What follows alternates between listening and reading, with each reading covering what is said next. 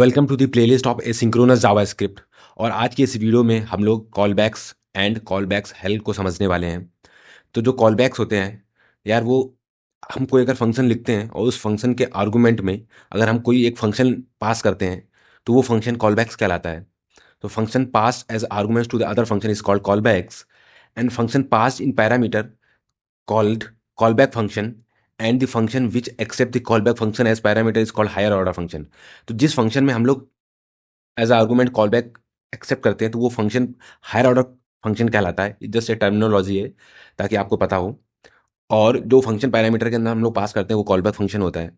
Callback function like synchronous callback function होते हैं, asynchronous callback function होते हैं।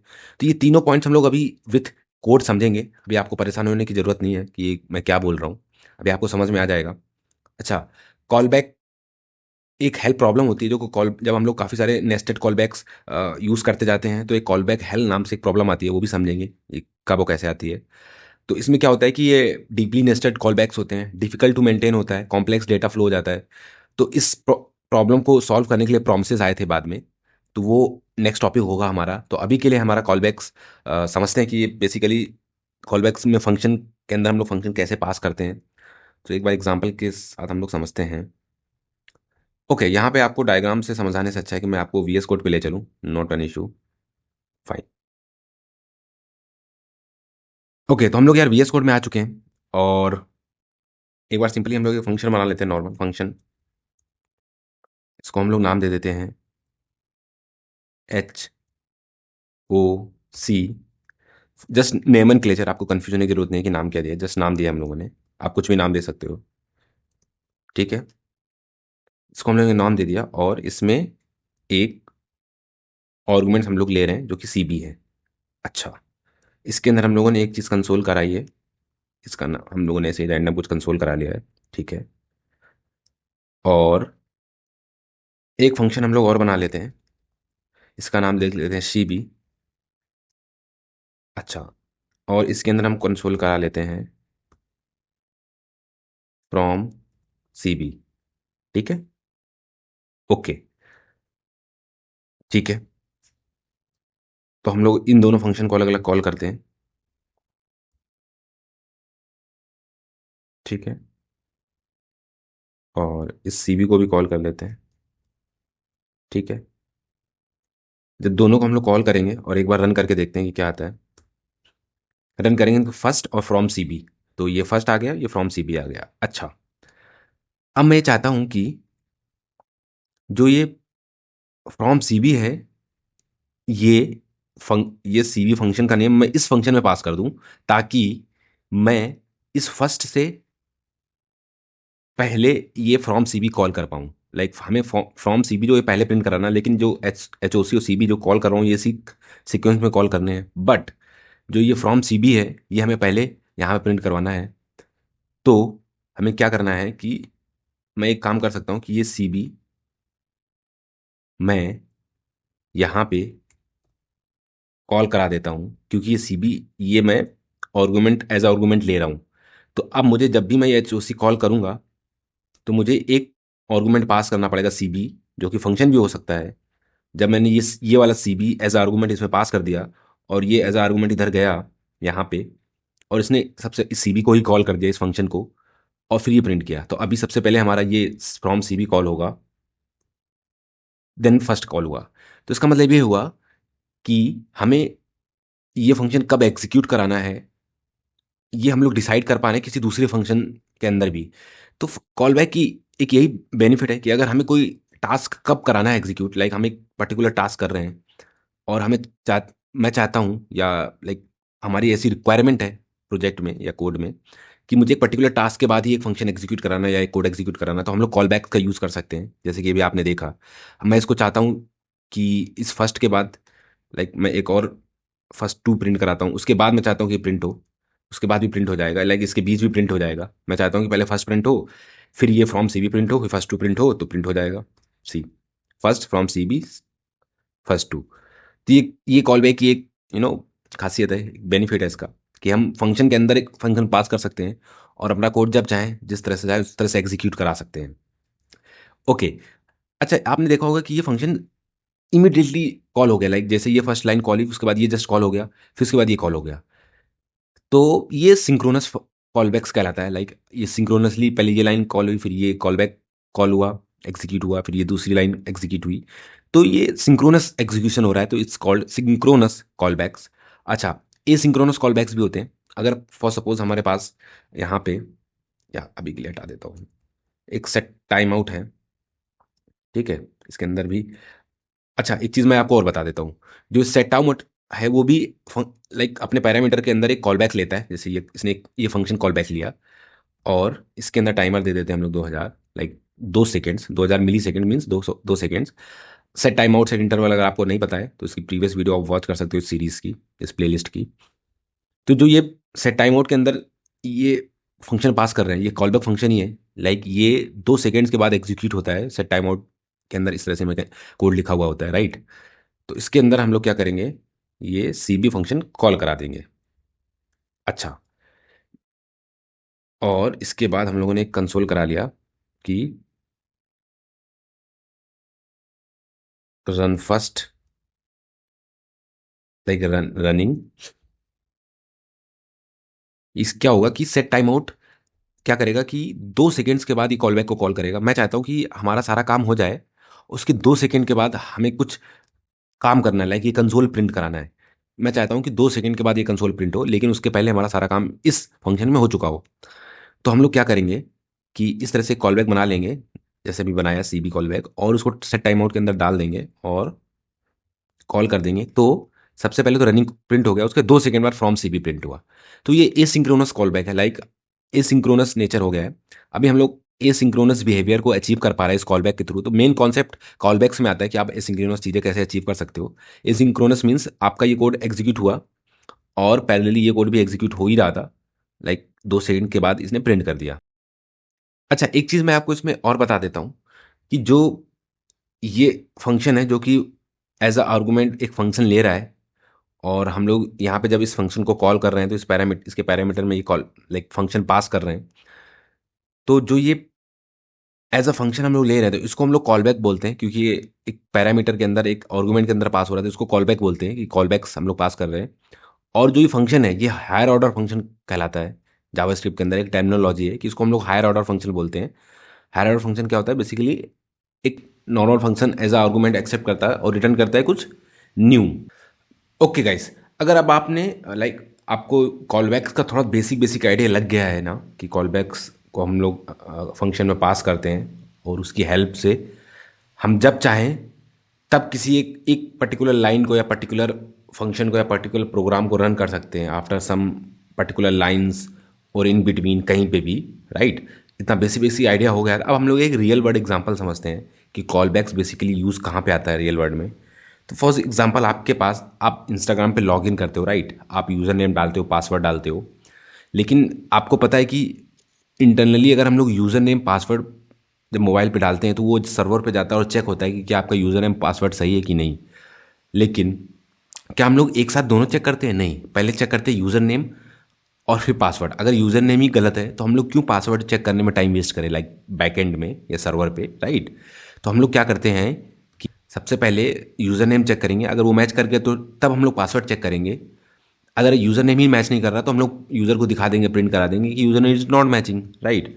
तो इस सिनेरियो को हम लोग यहाँ पे समझते हैं कि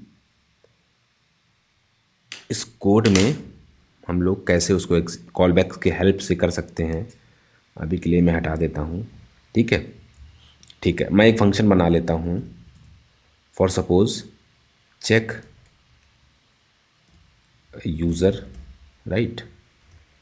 और इस फंक्शन के अंदर मैं लिख देता हूँ सेट टाइम आउट, और इसके अंदर एक कॉल बैक डाल देता हूँ, कॉल बैक फंक्शन जो कि हमारा 2 सेकेंड के बाद रन होगा, फाइन। और इसके अंदर प्रिंट होगा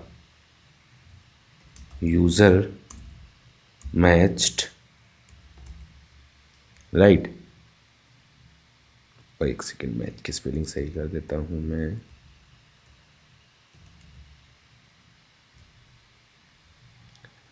ओके, तो अभी क्या होगा कि सबसे पहले अगर हम लोग इस चेक यूज़र को कॉल करेंगे सिंपली, और इसके अंदर हम लोग फॉर सपोज यूज़र नेम पास कर देंगे, यूज़र नेम BSB, और यहाँ पे दिखा देंगे कि यूज़र नेम क्या आ रहा है,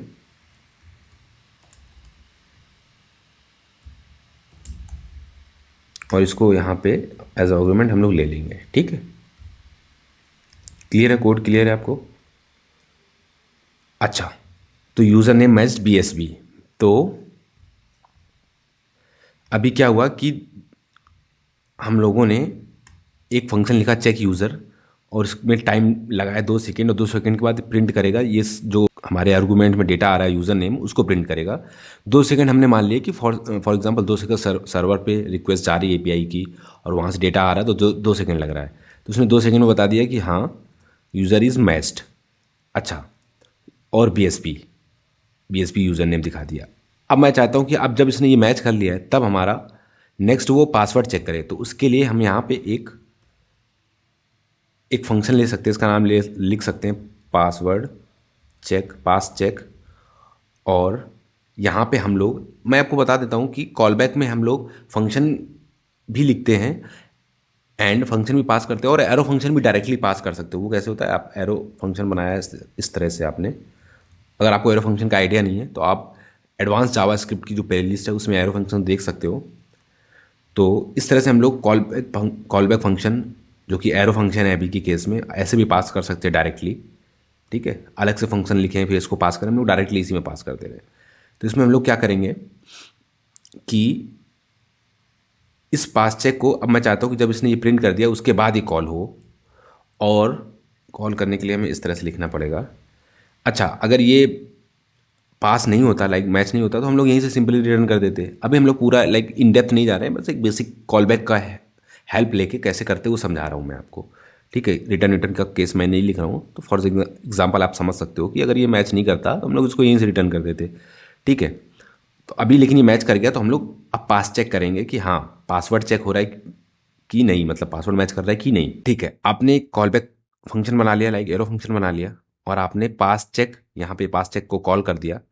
अब हमें क्या करना पड़ेगा कि सेम चेक यूज़र को कॉल करना पड़ेगा, और इसमें डेटा भेजना पड़ेगा, लाइक पासवर्ड भेजना पड़ेगा। तो हम इसको लिख देते हैं पास।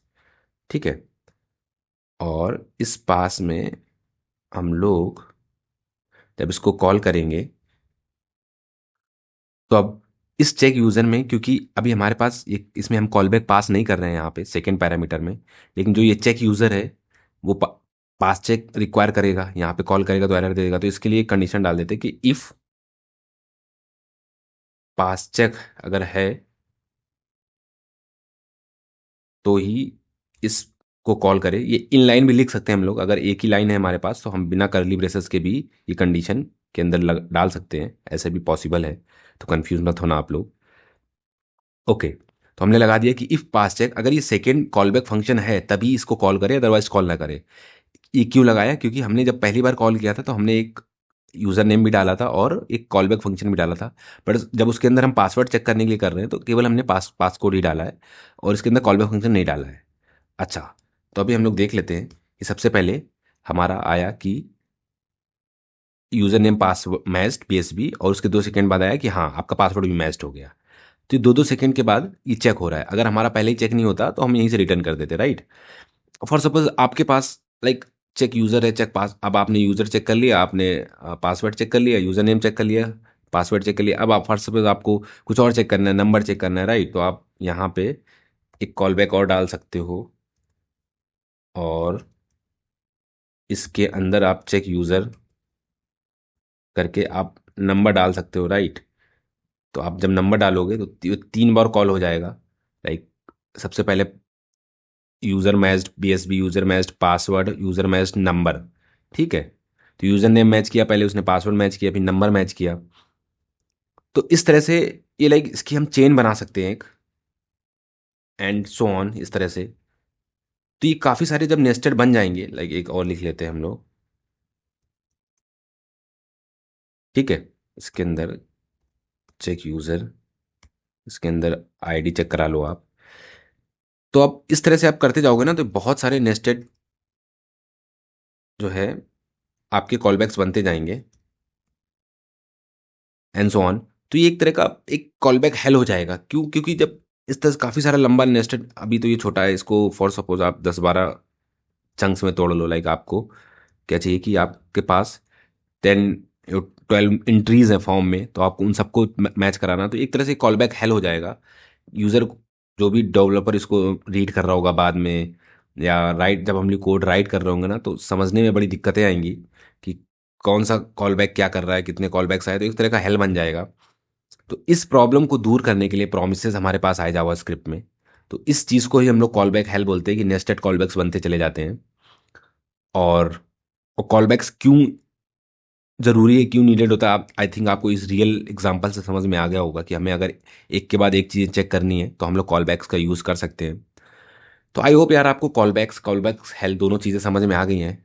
अब इसके नेक्स्ट टॉपिक में हम लोग प्रोमिसेस पढ़ेंगे कि इस कॉल बैक हेल्थ को रिजॉल्व करने के लिए हमारे पास प्रॉमिस आया, और प्रॉमिस को हम लोग कैसे यूज़ करते हैं, उसके क्या बेनिफिट्स है। So that's enough for the call back. And आपको, अगर आपको वीडियो अच्छी लगी हो तो सब्सक्राइब द चैनल और share the video, and comment in the video if there is any confusion. Thank you.